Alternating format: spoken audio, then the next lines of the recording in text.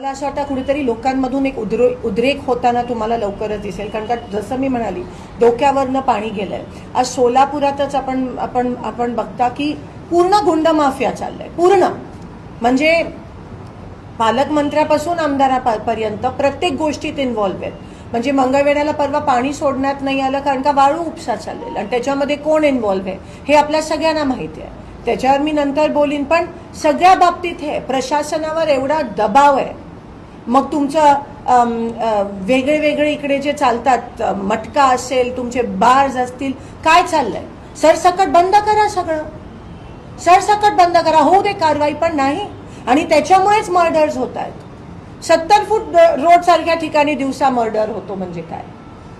कोणाला भीती राहिली नाहीये, जाणीव राहिली नाहीये, पूर्णपणे कोलॅप्स झालंय. आणि इलेक्शनच्या वेळेस मात्र सगळ्यांवर गुन्हे दाखल करतात. मी तुम्हाला म्हणाल्याप्रमाणे फक्त इलेक्शन टू इलेक्शन, भाजपला दुसरं काही नाही. सत्तासाठी इतके हपापलेत की लहान मुलींवर बलात्कार होतोय आणि तुम्ही तिथे लक्ष देत नाही. फक्त इलेक्शन, सत्ता, हावरटपणा.